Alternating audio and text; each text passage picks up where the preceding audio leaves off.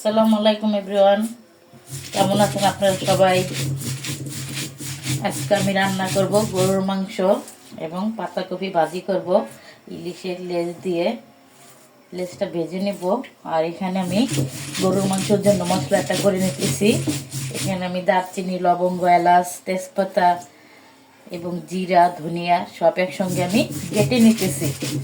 কারণ এভাবে রান্না করলে তরকারিটা খুব ভালো লাগে, গ্রেভিটা খুব আর সাথে একটু ধনিয়া পাতাও বেটে নিব। তো বাটা মশলা স্বাদটাই অন্যরকম। আগে তো আমরা ছোটবেলায় দেখতাম গরুর মাংস, মুরগির মাংস যেটাই রান্না করুক না কেন অনেক বাটাবাটির একটা আমেজ করে দিত, কিন্তু এখন আর হয় না। এখন রেডিমেড প্যাকেট বের হয়ে ওগুলো দিয়ে রান্না করে, তবে বাটা মশলার স্বাদটা কিন্তু আর হয় না, স্বাদ রেডিমেডের মতোই। কষ্ট করে একটু বেটে নিলে এটার টেস্টটাই অন্যরকম, এটার গ্রেভিটাই অন্যরকম হয় তরকারির। তো যাই হোক, আমি বেটে নেওয়ার চেষ্টা করি। আমার বাচ্চারা পছন্দ করে যে বাটা মশলা দিয়ে মুরগি হোক, গরু হোক, যে কোনো মাংসের, খাসি হোক, যেটাই হোক, মানে রান্না করতে পছন্দ করে, বেশি বলে দেয় যে আম্মু বাটা মশলাটা অনেক টেস্ট হয়। তাই বাচ্চারা টেস্ট বলে দেখা কষ্ট পেলেও আমি সব মশলাগুলো আমার যতটুকু প্রয়োজন হয় একসঙ্গে আমি বেটে নিই। আমি সব ধরনের মশলা এখানে একসঙ্গে নিয়ে নিয়েছি, সাথে শুকনো মরিচও নিয়ে নিয়েছি, একসঙ্গে বেটে দিতেছি। শেষ তো ভাত বসে দিয়ে দিয়েছি। বাঁধাকপিটা আমি ভাত দিতে দিয়ে দিয়েছি। আর এখানে ভাত বসিয়ে দিয়েছি, দুইটা একসঙ্গে হয়ে যাবে। আর পাশাপাশি আমি মাংসটাকে করে নিব। এখন মাংসটাকে মেখে বসাই দিব।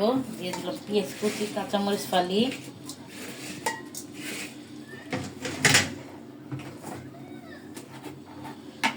দিয়ে দেব তেল,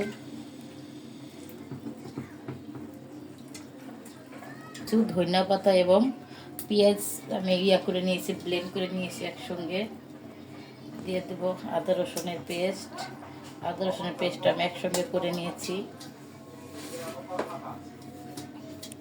দিয়ে দেবো এখন হলুদের গুঁড়ো, শুধু হলুদের গুঁড়োটাই ব্যবহার করব। আর পুরোটা আমি বেটে নিয়েছি বাদ বাকি। এখানে আমি 2 কেজি মাংসের মতো নিয়েছি।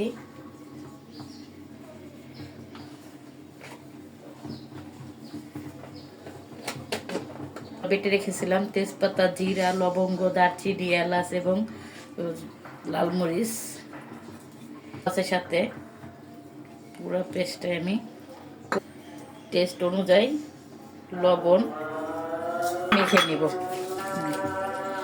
ধনিয়া পাতা দিয়েছে তার কারণে সবুজ হয়েছে।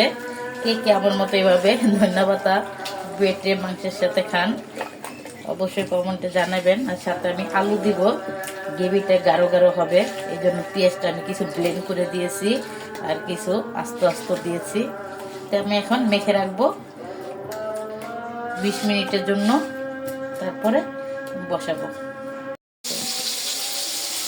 বাঁধাকপিটা ভাজি করার জন্য যে লেজ দুটোকে ছোট ছোট করে কেটে নিয়ে এসেছি, কারণ আমি ভেঙে দিব না, ভেঙে দিলে বাচ্চারা খেতে পারবে না, কাটা কাটা মনে হবে।